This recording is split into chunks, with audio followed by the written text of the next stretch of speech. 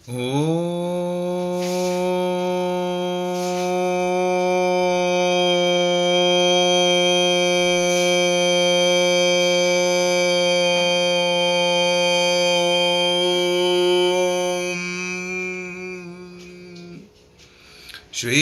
सद्गुरुभ्यो नमः। आज हम श्रीमद् भगवद गीता के अध्याय 1 श्लोक क्रमांक 22 का विस्तृत वर्णन करने का प्रयास करेंगे। श्लोक इस प्रकार है। यावदेवता निवीक्षेऽहं योद्धो कामनावस्थितान् कैमया सह योद्धव्यमस्मिन् रणसमुद्यमे। यहाँ पर अर्जुन श्री भगवान से कह रहे हैं, पिछले श्लोक में श्री भगवान से अर्जुन ने यह कहा था कि आप दोनों सेनाओं के मध्य में युद्ध को रथ को खड़ा कर दीजिए। तो तब श्री भगवान ने कहा, ये भाव है कि श्री भगवान ने पूछा कि कब तक यहाँ पर रथ को खड़ा रखना है। तो यहाँ पर अर्जुन जो है वो भगवान से कह रहे हैं यावत, अर्थात तब तक, जब तक मैं इन दोनों सेनाओं का निरीक्षण ना कर लूँ, युद्ध की यहाँ पर जो युद्ध की कामना से आकर खड़े हुए हैं, मैं इसमें कैमया अर्थात किस किस के साथ मया मुझको युद्ध का जो व्यापार है, उद्योग हम यहाँ पर कहेंगे कि क्योंकि यहाँ पर युद्ध होना है तो युद्ध को भी एक व्यापार की तरह ही लिया जाए। तो किस किस के साथ मुझे युद्ध करना है, यह कहकर अर्जुन ने श्री भगवान को कहा। तो यहाँ पर निरीक्षे हम का जो अर्थ है वह यह लिया गया है कि समीक्षा करना, देखना। ऐसा नहीं कि सिर्फ देख लिया, देख कर अच्छे तरीके से यह जानना कि कौन कौन यहाँ पर युद्ध में खड़ा हुआ है, कौन किसके पक्ष में है, कौन पूजनीय है, कौन बड़ा है, कौन छोटा है, कौन रिश्तेदार है, कौन सुहृद है, मतलब जो आपके लिए अच्छे भाव रखता है, आपके प्रिय के बारे में सोचता है, आपके प्रिय के लिए कार्य करता है। ऐसे सब लोगों का अच्छे से निरीक्षण करना अर्जुन चाहते थे। और यहाँ पर वह यह भी जानना चाह रहे थे कि उनको किस किस के साथ में युद्ध करना पड़ेगा क्योंकि यहाँ पर अभी अर्जुन जो आए हैं उन्होंने अभी उनको सही से देखा नहीं है।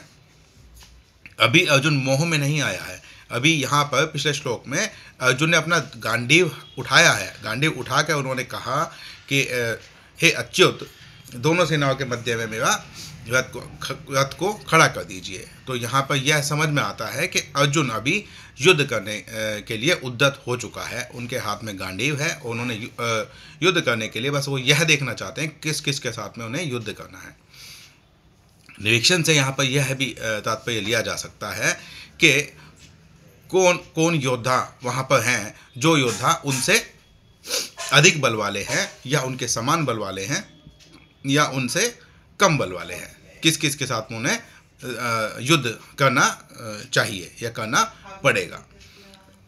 और यहाँ पर अर्जुन ने कहा कि युद्ध की कामना से जो खड़े हुए हैं, तो युद्ध की कामना से जो खड़े हुए थे, युद्ध की कामना से खड़े हुए थे वहाँ पर सिर्फ कौरव, जबकि अर्जुन जिस जगह पर खड़े थे वहाँ से दोनों सेनाओं के मध्य में वो थे, तो दोनों सेनाओं को ही देख रहे थे।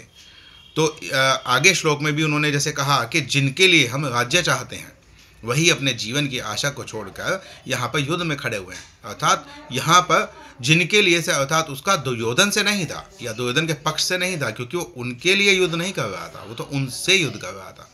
तो वहाँ से वो अपने भाई बंधुओं को, जो उनके पुत्र थे, पौत्र थे, जो उनके मामा चाचा तो क्या उसमें नहीं था कोई, पर मामा थे, इस समय जो भी प्रकार के रिश्तेदार, उनके बंधु बांधव वहाँ पर खड़े हुए थे, उन सब के बारे में वह बोल रहा था।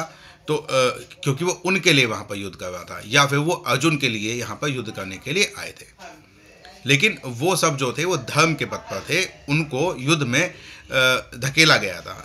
दुर्योधन ने उनका जो राज्य था उसको हड़प लिया था, जिसकी वजह से यह युद्ध हुआ था। वैसे तो आधे आधे का हक बनता था कौरव और पांडवों का, आधा राज्य उनका आधा राज्य उनका, लेकिन 5 गांवों की जो संधि के समय 5 गांवों की जो डिमांड, जो मांग रखी थी, अगर वह भी दुर्योधन अर्जुन को या पांडवों को दे देता तो भी यह युद्ध नहीं होता। तो युद्ध की कामना से यहाँ पर दुर्योधन खड़ा था, क्योंकि दुर्योधन के पक्ष से या दुर्योधन ने यह कहा था कि बिना युद्ध के तीखी सुई की नोक के बराबर भूमि भी वह पांडवों को देने को तैयार नहीं था। तो युद्ध की कामना से यहाँ पर कौरव खड़े हुए थे। तो कौरव सेना के दल में ही अर्जुन यह देखना चाह रहा था कि कौन कौन योद्धा यहाँ पर आए हुए हैं, कौन योद्धा किस लेवल के हम कह सकते हैं, किस के कौन कितना बड़ा योद्धा वहाँ पर है, किस किस से अर्जुन को युद्ध करना था। तो अर्जुन यहाँ पर युद्ध करने के लिए आया था और उसकी शौर्यवीरता जो थी वो अभी उस पर हावी थी, क्योंकि उसने अपना गांडीव उठाकर कहा था कि हे अच्युत, दोनों सेनाओं के मध्य में मुझको यहाँ पर दोनों सेनाओं के मध्य में खड़ा कर दिए ताकि मैं देख सकूं। तो इस श्लोक में यही भाव निकल कर आते हैं। इसके अतिरिक्त हम अगले कल 23वें श्लोक का वर्णन अगले दिन फिर से करेंगे। कोई त्रुटि लगे तो क्षमा करिएगा और उसको सही करने का प्रयास करिएगा। श्री सीता।